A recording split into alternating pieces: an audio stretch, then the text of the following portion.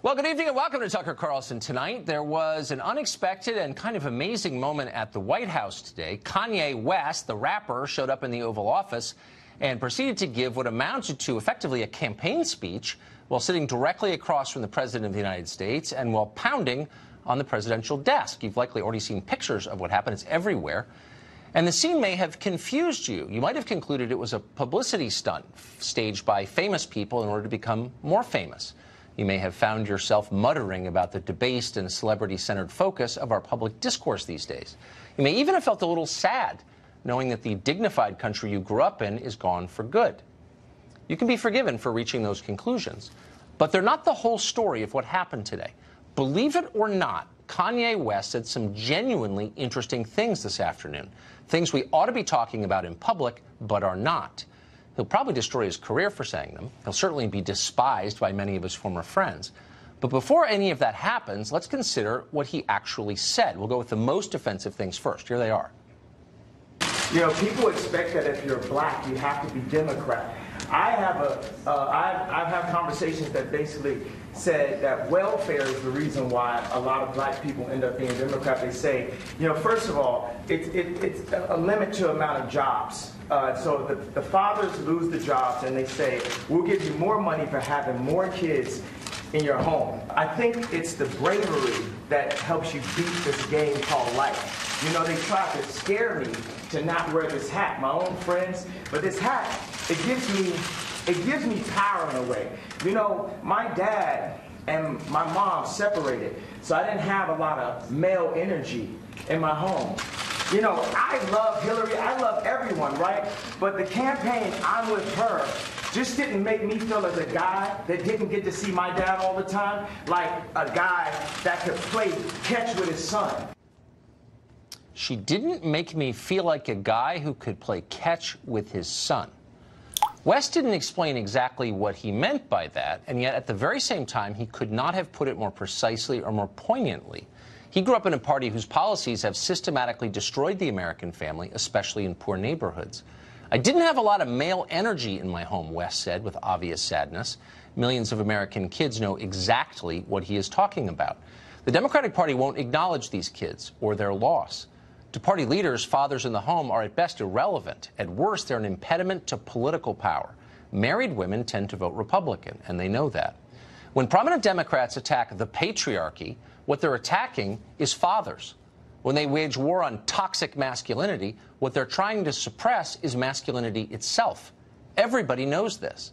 Few are brave enough to say it out loud. West essentially did, and then he kept going. Watch this.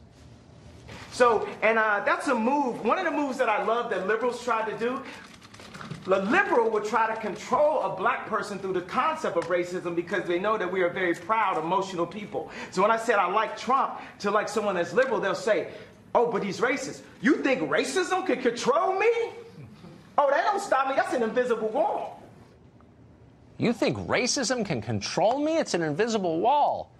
The reporters looking on seemed stunned, even betrayed. And then just to rub it in, West went on to defend the Bill of Rights. Watch. What about gun violence with all the debate about the Second Amendment going on? The problem is illegal guns. Illegal guns is the problem, not legal guns. We have the right to bear arms. What do we make of all of this?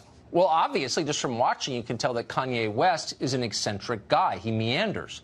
He talks like someone who's never had to filter his thoughts, which he probably never has had to do. But much like someone else who comes to mind, West may be precisely crazy enough to think for himself. And that's a valuable quality right now.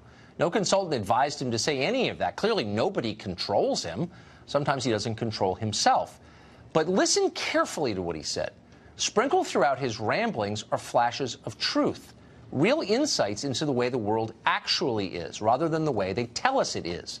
Nobody else is allowed to talk this way. Go ahead and try it at work. You'll get fired. West doesn't care, and that makes him dangerous to a system that is based almost entirely on piety and lying. If you're benefiting from a system like that, Kanye West must be crushed. Here's the math of it. The Democratic presidential candidates, everyone who runs, needs to get almost the entire black vote in order to win a national election. That's not easy to do, so in order to do it, Democrats sow racial division. They pit Americans against each other based on their ethnicity. You can't support them. They're the wrong color. You hear that all the time. It's now the essential Democratic argument. It's destructive, but more ominously for Democrats, it may no longer be working. A poll by Public Broadcasting just last week found that Trump's approval rating with Hispanic voters is 41%. That's higher than it is with college-educated white voters. If anything like that ever happened among African-American voters, the game would be over. So that can't happen. Kanye West must be destroyed. And so the thought police swooped in almost immediately to arrest this disobedient artist and declare him incompetent. Wow. Okay, I'm doing this for everybody who's watching us who turned their volume down.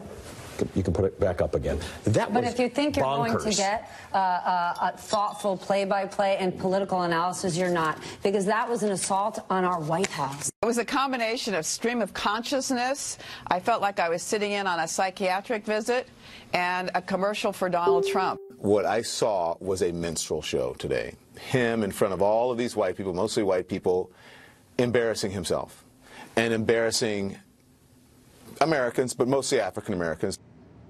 Yeah, shut up, Kanye. You're crazy. Keep in mind, this is coming from the same people who believe Hillary Clinton is entirely well, indeed a serious person. They're hoping this works, this crazy stuff, and that you believe them. And just in case you don't, they want to remind you that Kanye West is a race traitor, as Don Lemon just said, who has a low IQ. Here was CNN on Tuesday night. Kanye West is what happens when Negroes don't read. And we have this now, and now Donald Trump is going to use it and pervert it, and he's going to have somebody who can stand with him and take pictures. Kanye, because he's put on a MAGA hat and he's an attention whore like the president, he's all of a sudden now the model spokesperson. He's the token Negro of the Trump administration. Got that? He can't read because he's the N-word.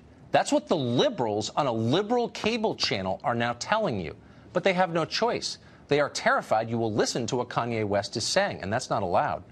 Jason Nichols is a professor of African American Studies at the University of Maryland, someone who's followed Kanye West closely for years. He joins us tonight. So is it okay to say that you're the N-word and you can't read? Like, is that... I don't even... Well, hold is that on, allowed? Tucker, he didn't say that he couldn't read. He said that he doesn't read. Well, he's dumb. He's dumb because he's the N-word. No, and I'm not going to use on this show. He did not call him the N-word. Yeah, he did. He said Negro, which is different. It's an antiquated term, but it's not the N-word. Look, if you said that if there was a meeting of black leaders with anybody and you said something like that, which I would never do because it's disgusting. Sure hope not. I never would. Sure hope not. But if you ever did say something like that, you'd lose your job so fast to make your head spin. Well, again, so, like, what is this? Is this okay? No, but hold on. You know exactly what's going on. Kanye West, like, I don't know anything about Kanye West. You do. I do.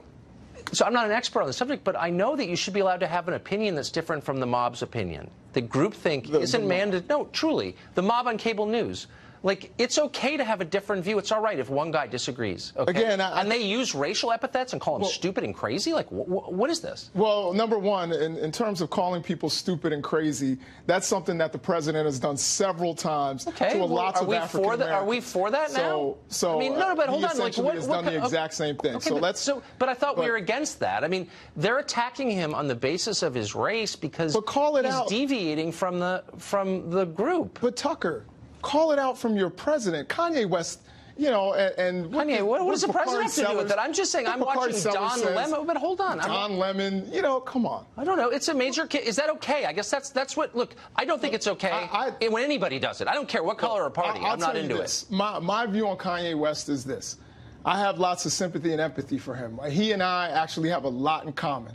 We both lost our mothers around the same time.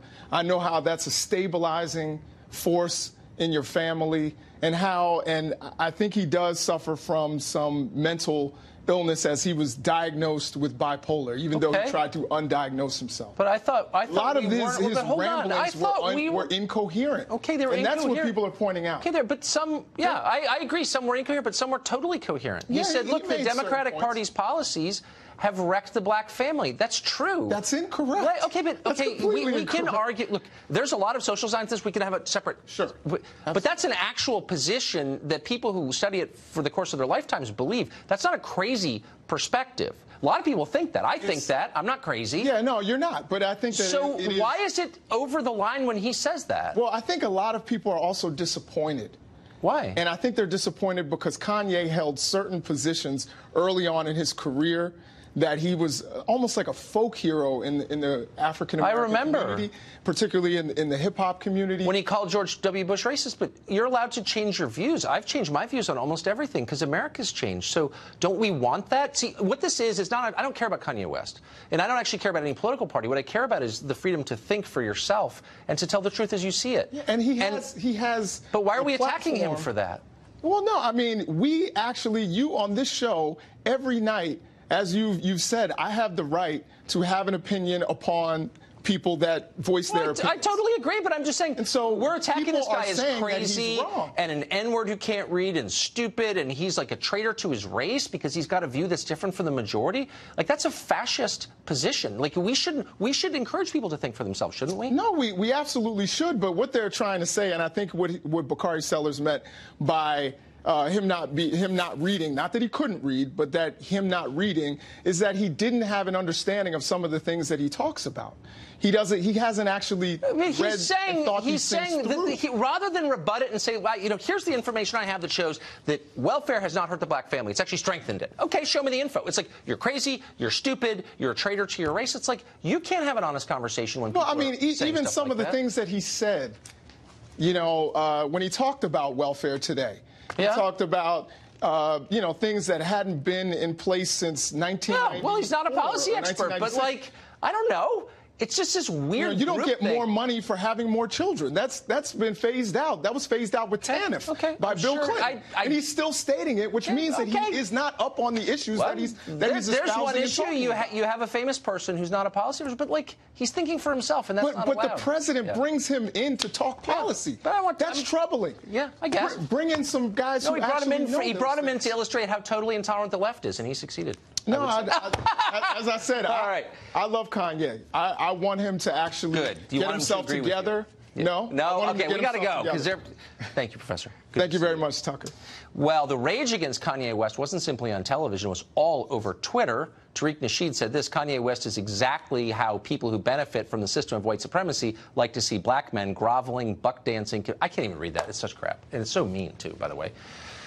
Someone else called Samuel Singawane added, quote, Kanye is that one black friend every white racist person talks. You know what? I'm going to stop reading this because it's too nasty and go right to our guest. Christopher Harris is Executive Director of Unhyphenated America. He joins us tonight. I just want to be clear, Mr. Harris, I've never met Kanye West. I never will. But I just think it's too mean to attack a guy just because he agrees with you on, like, that personal basis, that you're a traitor to your race. Like, who talks like that? Well, the left talks like that, Tucker. I mean, you know, you look at Donna Brazile recently, just what she, you know, one of those nasty tweets. She tweeted out that Kanye West has set black folks back 155 years. I mean, isn't that amazing? One individual who has an opinion that's different from the black collective somehow is going to set black folks back into the slavery years. I guess they're expecting at any moment now plantations are just going to pop up all over America. But, you know, if that were to happen, it would be Democrats trying to put us back on the plantations that they own. But does it help? I mean, does it help anybody, individuals or a large group of people, when you tell them you're not allowed to think for yourself, you have to take orders, and anyone who has a different thought should be punished? I mean, it's hard to succeed in life if you're not having independent thoughts, isn't it? Or maybe it's not. Oh, absolutely. And you know, the left is nothing if not hypocritical. I mean, let's jump out to Hollywood. Let's talk about Alyssa Milano. You know, a few months back, she talked about having a mental illness. What's the difference between Alyssa Milano and Kanye West? Well, one, I mean, you know, Alyssa Milano is a D-list actress, and Kanye is a musical genius and hip-hop superstar. But they both have a mental illness. So are we now, like, is it okay to attack people for having a mental illness if they hate Donald Trump? I mean, is that what it is? I don't know. I mean, look, I'm not a shrink. I can't assess. He seems like an eccentric guy to me. So are half of my friends. I mean, but that's not the point. The point is, shouldn't you assess what people say on its own terms? If I make a claim and you attack my family, you're not really addressing the claim, are you? Well, see, and that's what happens with the left all the time.